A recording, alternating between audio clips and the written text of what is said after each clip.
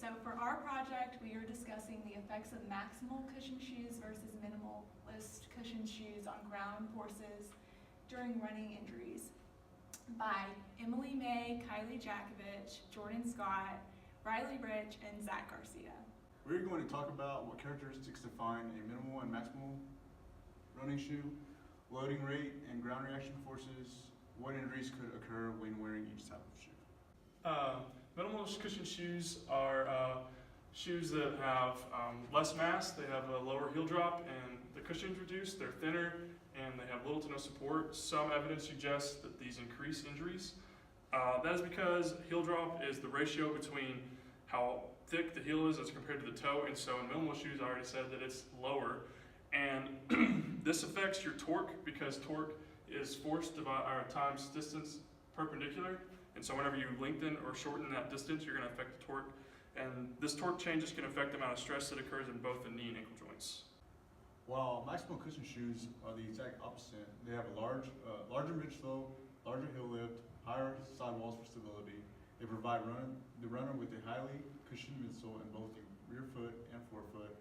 And torque is increased due to the lengthening of the perpendicular distance because the sole is thicker. Alright, so the loading rate is the speed at which you apply forces to the body. So the steeper the slope is, it means that the ground reaction force is getting applied to the runner more quickly. The ground reaction force is the force that's exerted on the body by the ground when it makes contact with it. And using maximal cushion shoes increase the loading rate. So the ground reaction force is happening to the runner quicker when they wear maximal shoes. Okay, based on what Emily, Riley, and Zach had mentioned about loading rate, ground reaction forces, and torque, these are some of the injuries we found with minimalist and maximal shoes. Minimalist shoes, heavier runners are more likely going to feel pain and discomfort due to less cushioning. Because of the design, it causes more pain in the shin and the calf. The torque is decreased in these shoes as well. Running in minimalist shoes can cause runners to run with more planar flexed ankle at initial contact and adopt a forefoot footfall pattern, increase stride rate, reduce stride length, increase ankle plantar flex movements, and decrease knee extensor moments, and improve running economy. Okay, so with the maximalist shoes, because you have more cushion, you're overcompensating, so you're hitting the ground at a much harder and faster rate. And the impact peak is high, have been associated with common running-related injuries, such as a plantar fasciitis and tibial stress fractures, because you are hitting the ground harder and faster.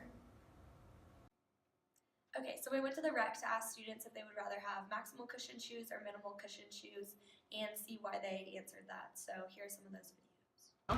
Okay, would y'all rather wear like a maximal shoe, like a shape-up or something like that, like a bigger shoe like that? Or like the minimalist shoes that are like the barefoot running with like your toes? For running, probably that. Okay, for running, what do you think? Well, I mean, because I feel like it has a little bit more cushion, it's probably more comfortable, while like the other one, I guess it strengthens your feet a little bit more, but if you run a lot, it's probably hurt your ankle. What about you? I agree. I think like long-term running, the cushion probably helps. And if you're gonna do like rock climbing or something, then definitely like a thin. So. I feel like for walking, probably those are the shoes. Yeah. Actually, running. Except for minimal versus maximal shoes, which one would you rather use when you're running, minimalist or maximalist? So that's a minimalist, there's like no sole really versus a maximalist. Oh, maximalist. Okay. Why do you think maximalist? Because I've actually worn those shoes before, and maximalist is a lot more comfortable. Oh yeah. It's better. And plus, like, you look weird wearing those shoes. Like, I'm sorry, you just do. You look really weird wearing those. But yeah.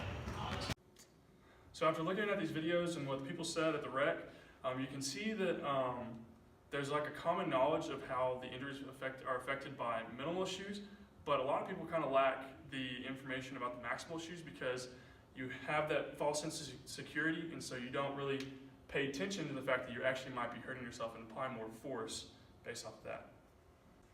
These are the sources that we used throughout our project: Fuller 2017, Fuller 2015, Polar 2018, and Ryan, etc. 2013.